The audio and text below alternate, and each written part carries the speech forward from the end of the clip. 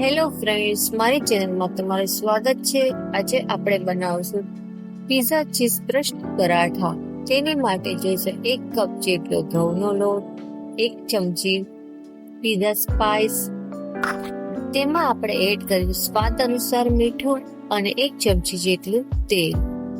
તેલ નાખ્યા પછી આપણે બધા જ ઇન્ગ્રેડિયન્ટને સારી રીતે મિક્સ કરી લઈશું.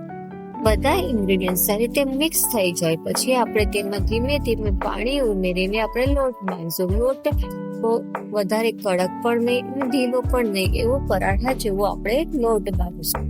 લોટ બંધાઈ ગયો છે. લોટ બંધાઈ ગયા પછી તેની ઉપર તેલ ઉમેરશું અને તેલ નાખીને 2-3 મિનિટ માટે આપણે તેને મસળશું. લોટને ઢાંકીને આપણે અડધી કલાક માટે રેસ્ટ આપશું. આપણે એક મોટી ડુંગળી લેશું. ડુંગળીને આપણે મોટા મોટા ટુકડા કરી. ડુંગળીના ટુકડા તૈયાર થઈ ગયા છે. હવે આપણે 4 કળી લસણ લેશું અને 1 તીખી મરચા લેશું, જેને આપણે મોટા મોટા ટુકડા કરી નાખશું. ત્યારબાદ આપણે એક આદુનો ટુકડો લેશું. આદુને પણ મોટા મોટા ટુકડા કરી નાખશું. હવે આપણે 2 મોટા મોટા ટમેટા લેશું, તેના પણ મોટા મોટા આપણે ટુકડા કરી નાખશું.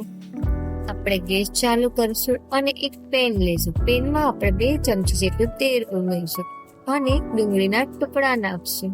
નાખ્યા બાદ આપણે લસણની કળી નાખશું, આદુના ટુકડા નાખશું અને મરચાના ટુકડા નાખીને બધું સારી રીતે આપણે મિક્સ કરી લઈશું. ત્યારબાદ આપણે ટમેટાના ટુકડા ઉમેરીશું અને તેને પણ સારી રીતે મિક્સ કરી લઈશું. પછીથી આપણે મીઠું ઉમેરીશું, 1 ચમચી જેટલા પિઝા સ્પાઇસ મસાલા એડ કરીશું અને તેને પણ સારી રીતે મિક્સ કરી લઈશું. ત્યારબાદ આપણે 1/4 કપ જેટલું પાણી ઉમેરીશું અને 5 મિનિટ માટે ઢાંકી દઈશું. 5 મિનિટ બાદ આપણે ચેક કરશું કે આપણા શાકભાજી બરાબર કૂક થઈ ગયા છે કે નહીં. શાકભાજી બરાબર કૂક થઈ ગયા છે. એને 10 મિનિટ માટે આપણે ઠંડા પડવા દઈશું. ત્યારબાદ આપણે એક મિક્સર જાર લઈશું. મિક્સર જારમાં કૂક થયેલા આપણે વેજીટેબલ એડ કરીશું અને સ્મૂથ પેસ્ટ રેડી કરશું. બાદ આપણે ગેસ ચાલુ કરશું. એક પેનમાં સ્મૂથ પેસ્ટને ઉમેરશું અને થોડું પાણી નાખશું. 1 ચમચી જેટલું કેચઅપ નાખશું અને બધું સારી રીતે મિક્સ કરશું. મિક્સ થઈ ગયા પછી મીડિયમ ફ્લેમ પર બધા સબ્જીને 5 મિનિટ માટે ઢાંકીને કૂક કરશું. 5 મિનિટ પછી આપણે ઢાંકણું ખોલશું તો આપણો થીક પિઝા સોસ રેડી છે. હવે આપણે 100 ગ્રામ પનીર લેશું. પનીરના મીડિયમ સાઇઝના ટુકડા કરીશું. એક બાઉલ લેશું. બાઉલની અંદર આપણે પનીરના ટુકડા ઉમેરીશું અને સ્વાદ અનુસાર મીઠું ઉમેરીશું. 1 ચમચી જેટલું લાલ મરચું પાવડર અને અડધી ચમચી જેટલું આપણે હળદર ઉમેરો કરીશું. હળદર પાવડર ઉમેર્યા બાદ 1 ચમચી જેટલો પિઝા સ્પાઇસ મસાલા અને 1 ચમચી જેટલું દહીં ઉમેરીશું અને બધું સારી રીતે આપણે મિક્સ કરી લઈશું. ત્યારબાદ આપણે પનીર ઉપર એક નાની કટોરી મૂકીશું. તેમાં ગરમ કરેલું આપણે કોલસો ઉમેરીશું. કોલસાની ઉપર આપણે થોડું ઘી ઉમેરીશું અને 5 મિનિટ માટે બંધ કરીને રહેવા દઈશું, જેથી સ્મોકી ફ્લેવર આવી જાય. 5 મિનિટ પછી આપણે ઢાંકણ ખોલી નાખશું અને આપણા સ્મોકી પનીર રેડી છે. ત્યારબાદ આપણે પરાઠાનો બાંધેલો લોટ લેશું અને લોટને થોડાક ટાઈમ માટે આપણે મસળશું. લોટ મસળ્યા ગયા બાદ તેના મીડિયમ સાઈઝના આપણે 2 ગુલ્લા બનાવીશું. આપણે પરાઠા ગુલ્લાને લેશું અને તેની ઉપર ઘઉંનો લોટ છાંટીને એક પરોઠું વણશું. પરોઠું થોડુંક આપણે જાડું રાખવાનું છે. પરોઠું બહુ જાડું પણ નથી રાખવાનું, બહુ પાતળું પણ નથી રાખવાનું. પરોઠાની ઉપર આપણે ચેડર ચીઝનો ઉપયોગ કરવાનો છે. ચેડર ચીઝનો ઉપયોગ કર્યા પછી પરાઠાને આપણે ધીમે ધીમે આ રીતે બંધ કરવાનો રહેશે અને તેની ઉપર આપણે ઘઉંનો લોટ છાંટીને પરાઠાને ધીમે ધીમે હાથે પહેલા પ્રેસ કરશું અને પછી વેલણની મદદથી તેને વણી નાખીશું.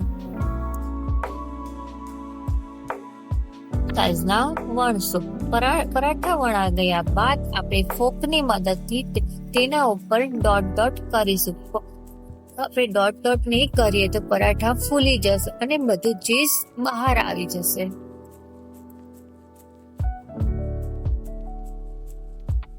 ત્યારબાદ આપણે ગેસ ચાલુ કરશું અને ગેસ ઉપર તવા મૂકીને બટર સ્પ્રેડ કરશું. બટર બરાબર સ્પ્રેડ થઈ ગયા બાદ તેની ઉપર આપણે વણેલું પરોઠું એડ કરશું. પરાઠાને આપણે મીડિયમ ગેસ પર શેકવાનું રહેશે. પરાઠાને આપણે બંને બાજુ શેકી દઈશું જેથી આપણને કાચું ન લાગે.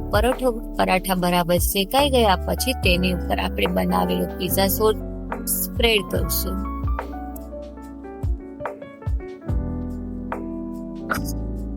પિઝા સોસને આપણે બધી સાઈડ બરાબર રીતે લગાવી લઈશું જેથી આપણને સારો એવો ટેસ્ટ આવી શકે. સોસ લગાવ્યા બાદ તેની ઉપર આપણે ઝીણા સમારેલી ડુંગળી નાખશું. ડુંગળી નાખ્યા બાદ તેની ઉપર આપણે ઝીણું સમારેલું કેપ્સિકમ નાખશું. ત્યારબાદ આપણે લાલ કેપ્સિકમ પણ સમારેલું નાખશું અને બાફેલી મકાઈના દાણા પણ નાખશું. તમને જે શાકભાજી ભાવતા હોય તે તમે ઉપયોગ કરી શકો છો. અને હવે આપણે મેરિનેટ કરેલા પનીરના ટુકડા પણ નાખશું. પનીરના ટુકડા નાખ્યા બાદ તેની ઉપર આપણે મોઝરેલા ચીઝ ગ્રેટેડ કરીને નાખશું. ચીઝ નાખ્યા બાદ આપણે તેની ઉપર પિઝા સ્પાઇસ મસાલા એડ કરશું અને ઢાંકણની મદદથી તવાને 5 થી 7 મિનિટ ઢાંકી દઈશું. આપણે ફ્લેમ સ્લો રાખવાની છે.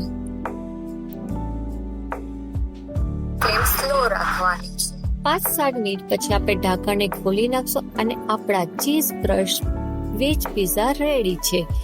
પિઝાને એક પ્લેટમાં કાઢી લેશું અને પિઝા કટરની મદદથી પિઝાને 4 પીસમાં કટ કરી લેશું.